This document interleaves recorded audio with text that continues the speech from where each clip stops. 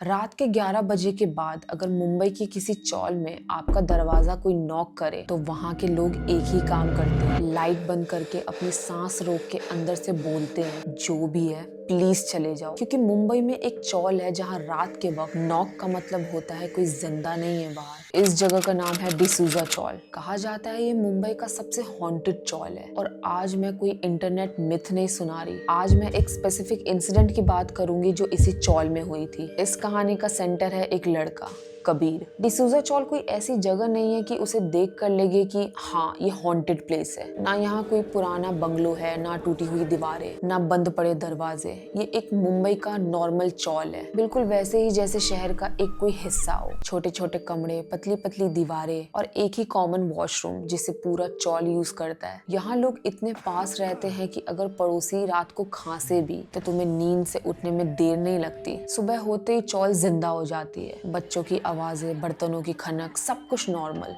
लेकिन जैसे ही सूरज डूबता है, जैसे ही शाम अंधेरे में बदल जाती है, कुछ बदल जाता है। एक एक करके लोग अपने कमरों के अंदर चले जाते हैं, दरवाजे बंद, लाइट डिम और पूरे चौल में एक अजीब सी खामोशी छा जाती है। ऐसी खामोशी जो मुंबई जैसे शहर में नॉर्मल नहीं लगती। रात के वक्त डिसूजा चौल खाली नहीं लगती, लेकिन फिर भी लगता है जैसे कोई यहाँ पे जग रहा है। इस कहानी में डिसूजा चौल सबसे पहले सामने आती है और उसी चौल के बीच, उसी खामोशी के अंदर एक आदमी आता है जिसे उस वक्त खुद भी नहीं पता होता कि वो सिर्फ रहने नहीं, फंसने आ रहा है। उसका नाम था कबीर। कबीर उन लोगों में से नहीं था जो शुरू से ही मुश्किल जिंदगी जीते हैं। उसकी जिंदगी पहले काफी सेट थी, उसकी फैमिली वेल सेटल थी, ठीक ठाक रूटीन और एक नॉर्मल शहरी लाइफ। लेकिन जिंदगी जब पलटती है ना, तो वो पूछ कर नहीं पलटती। उसकी लाइफ में एक ऐसी फाइनेंशियल प्रॉब्लम आई, और ऐसी प्रॉब्लम जो एकदम से सब कुछ छीन लेती है, घर, कंफर्ट और सबसे ज्यादा चॉइसेस। कबीर के पास सिर्फ एक ही ऑप्शन था,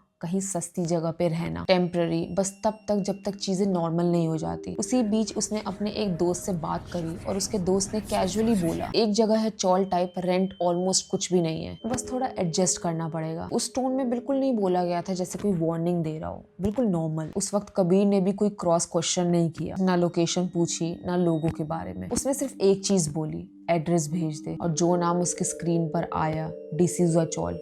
उस वक्त ये नाम सिर्फ एक जगह था, लेकिन कुछ ही दिनों बाद ये नाम कबीर के दिमाग में एक आवाज बनने वाला था। कबीर जब डिसूजा चौल के अंदर पहली बार कदम रखता है तो दिन का आखिरी हिस्सा चल रहा होता है, शाम का वक्त। वो वक्त जब मुंबई की गलियों में आवाजें और तेज हो जाती हैं, बच्चे खेलते हैं, लोग काम से लौटते हैं और चौल में जिंदगी सबसे ज्यादा महसूस होती है। लेकिन यहाँ जैसे ही कबीर अंदर आता है, उसे एक अजीब चीज हिट करती है, खामोशी। ऐसी खामोशी जो शहर की नहीं होती। कॉरिडोर लंबे, दोनों तरफ छोटे छोटे दरवाजे, सब बंद, कोई भी बैठा हुआ नहीं, कहीं से टीवी की आवाज नहीं, कहीं पे बच्चों की हंसी नहीं, सिर्फ उसके खुद की कदमों की आवाज जो उस वक्त थोड़ी ज्यादा तेज लग रही थी। कबीर रुक कर आसपास देखता है, उसके दिमाग में एक थॉट आता है, अभी तो शाम हुई है, लोग कहाँ गए। तभी उसका दोस्त जो उसे रूम दिखाने लाया था, इस साइलेंस को बिल्कुल कैजुअली तोड़ता है, हल्की सी हंसी के साथ बोलता है कि बस यार यहाँ की वाइब थोड़ी सी अलग है। जैसे ये बात बोलकर वो उस जगह को बिल्कुल नॉर्मल बता देता है। कबीर उसकी तरफ देखता है और फिर वापस कॉरिडोर की तरफ। उसने ज्यादा रिएक्ट नहीं करा,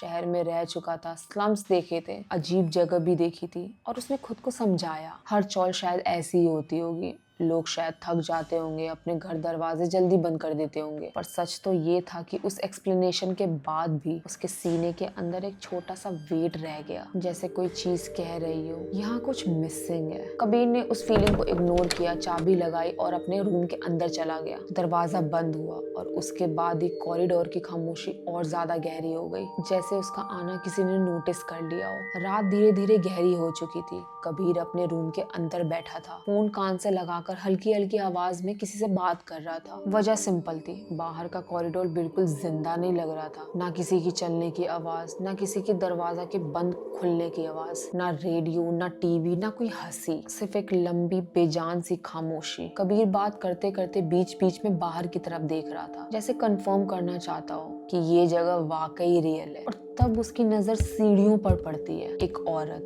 वो धीरे धीरे ऊपर चढ़ रही होती है। उसके कपड़े बिल्कुल नॉर्मल लग रहे थे, ना कोई अजीब चीज, ना कोई चीख, ना कोई भाग दौड़। बस एक बात ऑड थी, वो हर एक फ्लोर पर रुक रही थी और हर एक दरवाजे पर हल्का सा नॉक कर रही थी। एक दरवाजा, फिर दूसरा दरवाजा, फिर तीसरा दरवाजा। कबीर का फोन पे बोलना बिल्कुल धीरे हो गया और उसने विस्पर में कहा, यार एक औरत है यहाँ, सबके दरवाजे नॉक कर रही है। फिर उसको दूसरी तरफ से रिस्पॉन्स आया, बिल्कुल कैजुअली, हो सकता है उसको किसी की हेल्प चाहिए हो। कबीर ने हाँ में सिर हिलाया, लेकिन उसका मन नहीं माना। हेल्प मांगने का भी कोई तरीका होता है और ये तरीका बिल्कुल भी नॉर्मल नहीं लग रहा था। कुछ मिनट बाद वो औरत कॉरिडोर के उस हिस्से में आ गई जहाँ कबीर का रूम था और कबीर खुद को कह रहा था बस थोड़ी देर और फिर चली जाएगी। उसका दरवाजा थोड़ा सा खुला हुआ था और उस औरत ने वो चीज नोटिस कर ली। वो रुक गई, धीरे से अंदर झांका, जैसे चेक कर रही हो कि अंदर कौन है, और फिर बिना किसी आवाज में उसने अपना पूरा शरीर घुमाया। उस पल कबीर की सांसें बिल्कुल अटक गई थी। उसने पहली बार उस औरत का चेहरा बिल्कुल ध्यान से देखा। उसके बाल उसके चेहरे से बिल्कुल ढके हुए थे। आंखों का अंदाजा लगाना मुश्किल लग रहा था। कोई एक्सप्रेशन नहीं, ना कोई गुस्सा, ना कोई दर्द, ना मदद की भीख, बस एक खाली सा चेहरा, जैसे उसके अंदर कुछ भी नहीं हो। कबीर के अंदर अचानक से एक घिन सी उठी। उसे पता भी नहीं चला, उसने अपने रिफ्लेक्स में दरवाजा बिल्कुल तेज से बंद कर दिया, लॉक लगाया और उसके बाद कॉरिडोर की खामोशी और भी ज्यादा गहरी हो गई, जैसे किसी ने गलत दरवाजा बंद कर दिया हो। कबीर दरवाजे के पास ही खड़ा रहा। उसका दिल काफी तेज से धड़क रहा था, इतनी तेज धड़क रहा था कि उसे लग रहा था कि उसका दिल बाहर तक सुनाई दे रहा हो। उसने खुद को समझाया कि सिर्फ एक अजीब सा कोइंसिडेंस है, रात है, दिमाग ओवर रिएक्ट कर रहा है। रूम के अंदर सिर्फ एक येलो बल्ब जल रही थी, लाइट स्टेबल थी, सब कुछ नॉर्मल दिख रहा था। और तब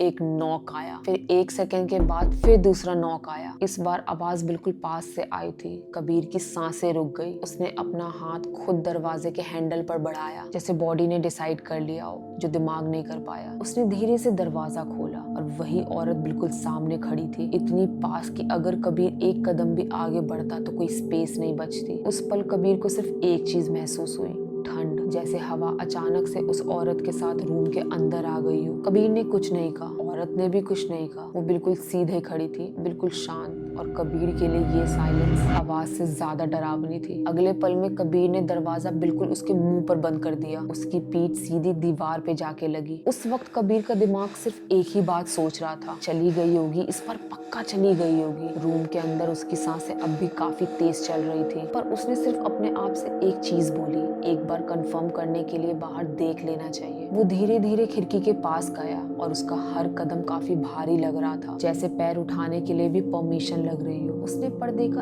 एक कोना काफी धीरे से उठाया और उसी पल उसका शरीर बिल्कुल जम गया। वो औरत खिड़की के बाहर बिल्कुल सीधे खड़ी थी, इतनी पास कि जैसे लग रहा था कि वो औरत उस पर्दे के उस पार नहीं इस पार हो। उसकी आंखें सीधी कबीर की आंखों में देख रही थी, कोई ब्लिंक नहीं, कोई मूवमेंट नहीं। कबीर का गला सूख गया। उसने पर्दा एक झटके में गिरा दिया और पीछे हट गया और बिना सोचे भागकर पूरा कंबल सिर से लेके पैर तक अपने आप को ढक लिया। कंबल के अंदर अंधेरा था, बिल्कुल घुटन हो रही थी, लेकिन फिर भी कबीर को सिर्फ एक ही डर था, वो अभी भी यही है और इस बार बाहर नहीं। कबीर कंबल के अंदर बैठा हुआ था, जैसे उसका पूरा जिस्म एक जगह सिकुड़ गया हो। अंदर काफी अंधेरा था, सिर्फ बल्ब की थोड़ी सी रोशनी कंबल के नीचे से आ रही थी और तभी उसको सांसों की आवाज आई, बिल्कुल पास से, ना तेज ना हल्की, बस नॉर्मल सांस लेने की आवाज। कबीर का दिल जोर से धड़कने लगा। पहले उसने खिड़की की तरफ देखा, कोई नहीं था। दरवाजे की तरफ देखा, वहां पर भी कोई नहीं था। रूम बिल्कुल वैसे का वैसे ही था जैसे पहले था। और तब उसने धीरे से अपनी नजर नीचे की, बेड के पास जमीन पर वही औरत बैठी हुई थी, बिल्कुल शांति से, जैसे वो कब से वहीं बैठी हो। उसके घुटने थोड़े से मुड़े हुए थे, हाथ जमीन पर टिके हुए और चेहरा कबीर की तरफ। वो कबीर के इतने पास थी, कबीर उसकी प्रेजेंस सिर्फ देख नहीं रहा था, उसको महसूस कर रहा था। उस वक्त कबीर को लगा जैसे हवा भी उस औरत के साथ रूम के अंदर आ गई हो। उसका गला सूखने लगा, वो चिल्लाना चाहता था, भागना चाहता था, पर उसका जिस्म उसका साथ दे ही नहीं रहा था। फिर उस औरत ने धीरे से बात बोली, ऐसी आवाज में जैसे वो गुस्सा भी नहीं थी और खुश भी नहीं, बस थकी हुई। उसने कहा, सालों से मेरे दरवाजे का कोई जवाब नहीं दे रहा। उस वक्त कबीर की सांसें अटक सी गई थी। औरत ने एक पल रुककर फिर कहा, तुमने बिना सोचे दरवाजा खोल दिया। उसकी आवाज इंसान जैसे नहीं लग रही थी, ना कोई वार्मथ थी, ना कोई इमोशन, बस एक अजीब सी खाली और ठंडी गूंज। कबीर कुछ बोलना चाहता था, एक शब्द, एक आवाज, कोई सवाल, पर कबीर के हाथ हिल ही नहीं रहे थे। और उस पल कबीर को लगा ये कोई वार्निंग नहीं थी, ना कोई सवाल था, वो सिर्फ एक बात थी जो वो औरत इतने सालों बाद आखिरकार किसी को बता पा रही थी। और शायद कबीर ने गलती कर दी थी सुनने की। कबीर की नजर उस औरत के चेहरे पर टिक गई, और जो उसने देखा उसका दिमाग उस पल को कभी भूल ही नहीं पाया। उस औरत का चेहरा गीला सा था, जैसे बारिश से नहीं, पसीने से नहीं, बल्कि जैसे लंबे समय तक पानी के अंदर रहे हो। उसकी त्वचा फूली हुई थी, जगह जगह से उतरी हुई, हाथ आधे खुले हुए थे, जैसे वो कुछ कहना चाहती हो लेकिन कह नहीं पा रही हो। और आंखें ऐसे लग रही थी जैसे जमीन को नहीं, किसी गहरे कुएं को देख रही हो। कबीर के मुंह से एक तेज चीख निकल गई। उसका शरीर फाइनली हिल पाया और बिना पीछे देखे, बिना कुछ उठाए वो उस घर से भागा। सीढ़ियों से गिरता संभलता, कॉरिडोर से निकलता, चौल के गेट से निकलते हुए उस रात कबीर ने एक भी पल पीछे मुड़कर नहीं देखा। 2 दिन बाद सुबह के वक्त चौल के लोगों ने एक अजीब सा मंजर देखा। कबीर वो गेट के पास खड़ा था, बालों से हाथ घुमाता हुआ, आंखें फूली हुई, आवाज कांपती हुई, और वो लगातार चिल्लाए जा रहा था, पानी में मत ढकेलना, मुझे छोड़ दो, मैंने कुछ नहीं किया। लोग पास आए, किसी ने पानी दिया, किसी ने उसे संभालने की कोशिश करी, पर एक बात सबको समझ आ चुकी थी, कबीर अपना मेंटल बैलेंस खो चुका था। तब भीड़ के बीच एक बुजुर्ग आदमी आगे आया। उसने चौल की तरफ देखा, उस घर की तरफ देखा जहाँ कबीर रहता था, और धीरे से बोला, सालों पहले इस घर में एक औरत रहती थी। सब चुप हो गए। बुजुर्ग ने बात आगे बढ़ाई। रोज सुबह वो कुएं पर पानी भरने जाती थी। एक दिन पैर फिसला और वो जिंदा कुएं के अंदर चली गई। किसी ने पूछा फिर? बुजुर्ग ने सांस भरी। उस दिन के बाद रात 11 के 3 से बीच वो हर दरवाजे पर नॉक करती है। जो दरवाजा खोल देता है वो फिर पहले जैसा नहीं रहता। चौल के लोग खामोश हो गए और डिसूजा चौल फिर से अपनी नॉर्मल सी जिंदगी में लौट गया, जैसे कुछ हुआ ही ना हो। बस एक बात के साथ, अगर रात को दरवाजे पर नॉक हो तो पूछना भी मत कौन है। कबीर उस रात के बाद कभी डिसूजा चौल नहीं आया। किसी को नहीं पता वो कहाँ है, किस शहर में रहा, या कभी ठीक भी हुआ या नहीं। बस इतना पता है कि जो डर उस रात को उसके अंदर घुसा था वो उस चौल के अंदर ही नहीं छोड़ा गया। डिसूजा चौल आज भी मुंबई के बीच बिल्कुल वैसा ही खड़ा है। सुबह कपड़े सूखते हैं, बच्चे खेलते हैं, लोग काम पर जाते हैं, लेकिन शाम के बाद जब कॉरिडोर खाली हो जाता है, जब हवा रुक सी जाती है और जब कोई दरवाजे के पास अचानक नॉक करता है, दरवाजा खोलना मत और पूछना भी मत कौन है। अगर ये कहानी आपने सिर्फ सुनी नहीं बल्कि रात के बाद थोड़ी देर के लिए याद भी रखी, तो समझ जाना ये सिर्फ एक कहानी नहीं, ये वीडियो इंडियन हॉन्टेड सीरीज का हिस्सा है। इस सीरीज में हम उन जगह की बात करेंगे जो दिखने में नॉर्मल लगती है पर रात को कुछ और बन जाती है। चैनल को सब्सक्राइब कर लीजिए, क्योंकि मुंबई सिर्फ सपनों का शहर नहीं है। कुछ जगह अब भी अपनी यादें और अपना राज संभाल के रखती है, और शायद वो आज भी किसी दरवाजे पर नॉक कर रही है।